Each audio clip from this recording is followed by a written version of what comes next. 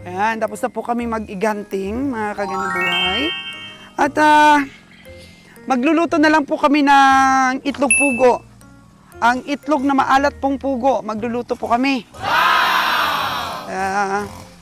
Pag tunay ka po talagang farmers, marami pong paraan para ang iyong produkto po ay maproseso para maibenta po ng may magandang presyo.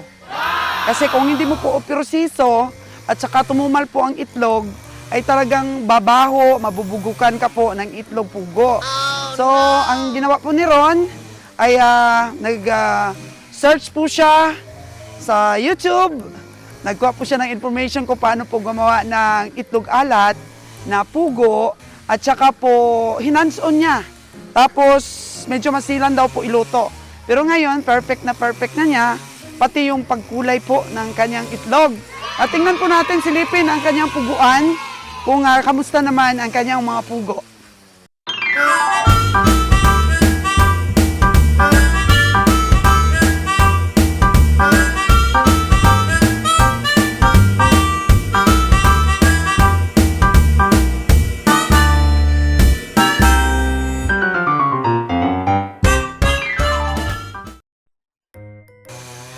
Ang tunay po na farmers ay hindi po nandidiri.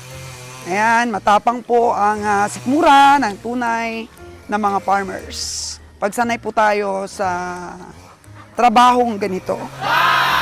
So, ayan, makikita natin yung ating mga bibi, ating mga itik, at napagod po sila sa buong maghapon na paglilibot. Kasi nakakatipid po ng feeds kapag ganyan, free range po sila. Nakakatipid talaga. So, naalala nyo pa ba nung pinicture ko po sila? Ang liliit pa nila. Ayan, nasa 220 po sila dati. Nag-upisa po si Ron sa pag-aaral dito sa kanyang mga bibi. Nasa 200 lang. Ayun na pumasok.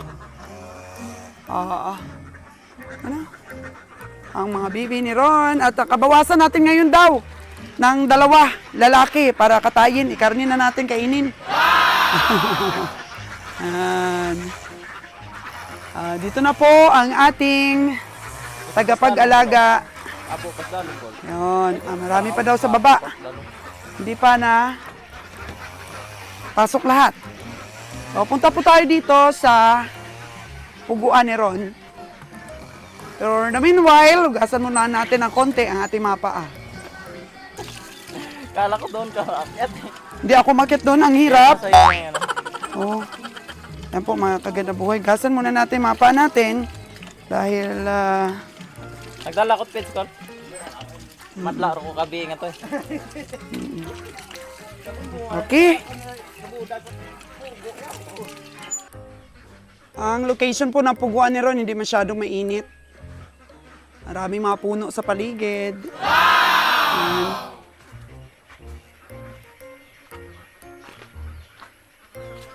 Nasa 5,000 heads lang po ang mga pugo ni Ron. Pero bukas pa po ito linisin, mga kagandang buhay. So buong araw po yung itin nila, ang dami oh. Oh. Dami ng itin nila. So every morning, yan po ang paglilinis ating mga pugo. Yan. Gandang buhay yung mga pugo natin. Yan.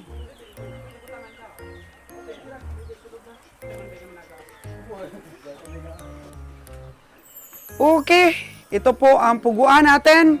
At oras na po para mag-harvest tayo ng itlog. No? Itlog nila. Oh, simple farming lang po, mga kagandang buhay. Araw-araw may itlog, araw-araw may kita. Oh. Aming itlog. Araw-araw may kita kapag ka may alaga, mga kagandang buhay. Oh.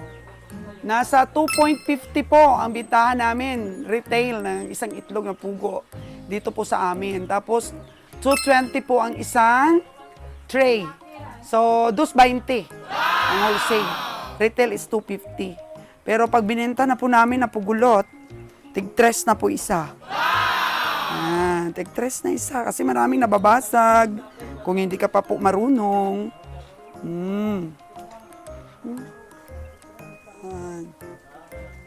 Yan po, pagka na ano mo, na perfect mo na ang pag-alaga ng pugo, ayos na.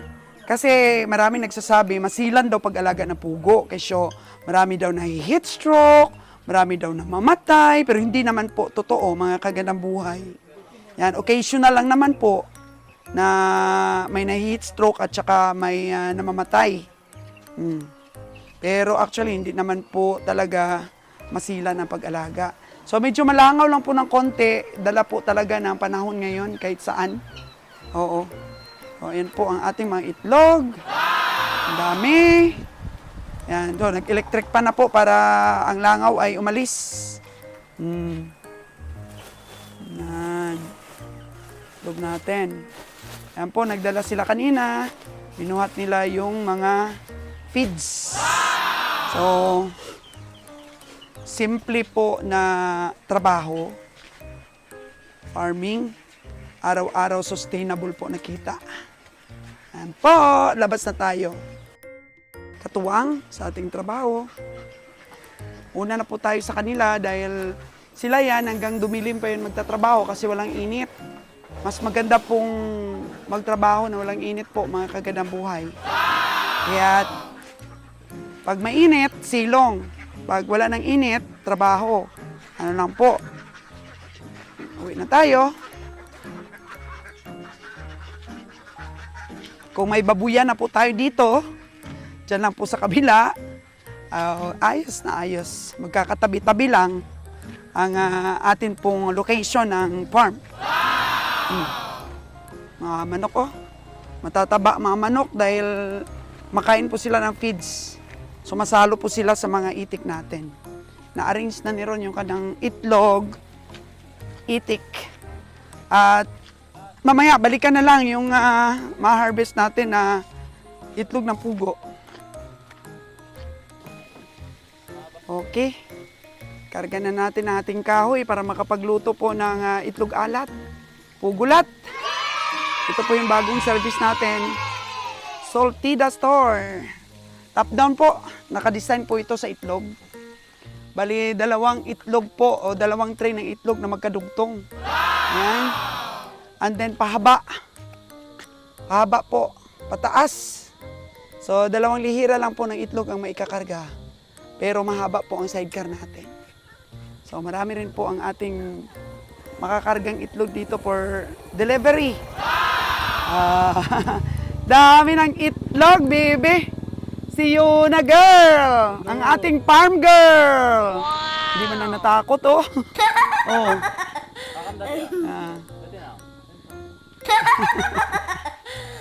Simpleng buhay, magbubukid. Come on, let's go! Luto-luto na! Ayan po, hinahakot na nila yung mga nakasako na pakain sa ating mga baka. Hakot na nila, oh. Dami. Hindi man lang nga naka 1/4 sa na street, ano natin, na grass cutter. Wow!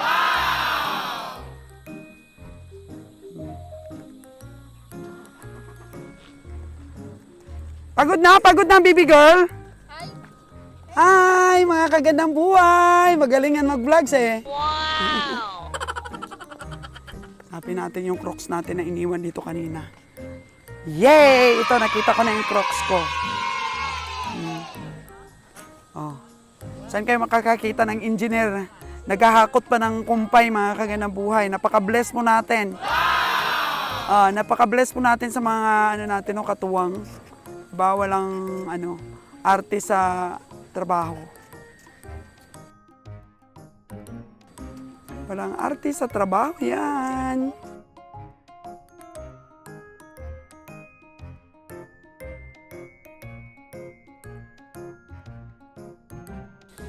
Dito po sa farming, mga kagandang buhay, panalo ka kung may tiyaga ka.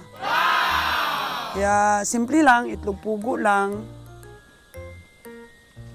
Pag naproseso ni Ron, pugulat, nako, swak na swak. Isipin mo, 3 pesos per piece. So, yung isang tray natin, 300 pesos na. Diba? Eh kung i-wholesale sa atin na itlog pa lang, 220. Pero kung iproseso natin, magiging 300 pesos. So, ang kagandahan nun, hindi ka nabubugukan, kinukulang pa yung pugulat. Unlike dati na hindi pa niya hindi pa niya na discover yung paggawa po ng pugulat. Hirap na hirap po sa benta ng itlog kapag tagtumal. Pero ngayon, wala na pong tagtumal dahil siyempre may processed eggs na siya. Which is pugulat nga at saka sarap na sarap po yung mga consumer kasi nga mas malinamdam daw, mas malasa, mas masustansya yung pugulat. Isang ganyan mo lang, oh. So, 3 pesos. Pero ang bentahan po sa tindahan, nasa 4 na po. So, meron pong 100 peso ang tindahan na pinapahulsila namin ng pugulat namin. Oo. Yung iba naman, pugulot or pugo na balot. Pero di po kami gumagawa nun. Pugulat lang po yung sa amin. Itlog pugo na alat. So, sa farming, sa umpisa pa lang, study ka, sa umpisa mahirap. Pero, basta na lang po, pagka nag-farming po tayo, mga alternatibo, nalalaman na lang natin para po sa panalo, mga kagandang buhay. Kasi yung iba, nagsasuffer sila na itapon na lang nila yung mga hindi mabibiling maitlog, mga nabubugok po. Tinatapon na lang yan. Pero, pagka pernosiso pala, may alternatibo palang kita, mga kagandang buhay. Kasi yung itlog alat, medyo matagal-tagal din po bago masira. At saka tuwang-tuwa pong mga tao, napaka-cute po. Yung una pong gawa ni Ron, lasang dagat. Tsaka yung kulay, yung dumidikit sa kamay, hindi po makintab o hindi lutong-luto. Kaya pinag-aralan niya po yun. Thank you very much po sa mga tutorial sa YouTube. Napakalaking tulong po talaga ng YouTube channel. Nai-inspire po yung mga tao, nabibigyan ng kaalaman para po sa agri. Negosyong agri. Mga kagandang buhay.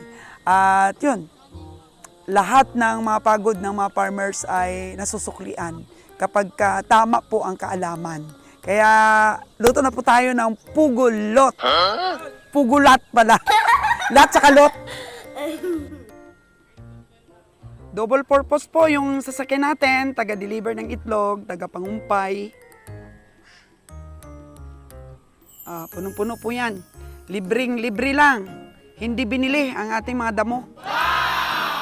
Pakain natin sa ating mga baka. So, pag may feeds, madali lang pong tumaba yung ating mga baka. Kaya, dapat pala pag summer, merong imbak na tayo. Mag-silage na po tayo, malayo pa ang summer. Pero ngayon, bago pa lang po ang tag-ulan, okay pa, relax pa po tayo. Tanim po tayo ng mais noon. Siguro ma-perfect na natin for the second time around. And then, silage po natin. Ayan, nag-backing lang po ang ating sasakyan para pauwi na po tayo. At magdala po tayo ng lalaking itik. Katayin po natin, kakarnihin natin para pagsalusaluhan po ng ating mga tao. Okay? Ayan, may bit-bit na po si Jojo na 2 itik. Pagsalusaluhan yan ng team mamaya. Sarap ang kain namin yan. Lagyan ng niyog. Yummy. Masarap kasi po magluto si Jojo. Tsaka masarap din maglitso ng baboy yan. Asset din yan ng negosyo natin. Later on, may litsong itik na kami. May litsong baboy. Pagka natapos namin yung project namin dito, ang babuyan. Okay.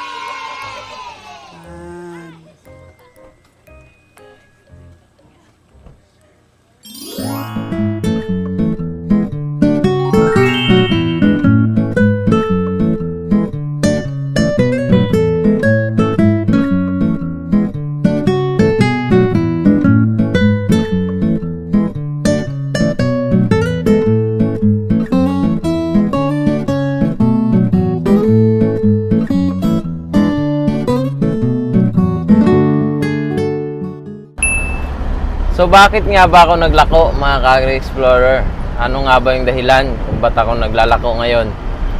Kasi sa mga past videos ko po, sinasabi po namin malakas yung market namin dito at kaya pong ipaubos yung mga produkto namin na itlog na pugo. Pero sa kasamang palad mga ka-Agri-Explorer, ito po talagang realidad. Lalong-lalo na po at wala pong klase ngayon. At yun lang po talaga yung pinakamalakas na bumibili ng mga ay palagay po natin o ay halimbawa po natin mga street foods mga ka-Agri-Explorer, no? Mga tokneneng. Yan po yung primary talaga na pinagagamitan ng mga pugo, itlog ng pugo. Wala pong estudyante. Yun, kaya medyo humina po yung bintahan ng itlog ng pugo mga ka-Agri-Explorer. Naglalako po ako mga ka-Agri-Explorer nang sa ganun, hindi po ako malumaan. Hindi kami malumaan ng itlog. At yung mga ma-deliver po namin sa mga suki namin is lagi pong fresh. Kasi kapag hindi po ako gagalaw, hindi po ako maglalako, sigurado pong malulumaan talaga ng itlog. Then yan po yung ibibigay mo sa mga customers, pwede po tayong masira sa mga customers mga ka-Agri-Explorer. Kaya po naglalako po kami at nag-expand po kami ng area kung saan pwede po kaming makapag-dispose ng aming mga produktong itlog.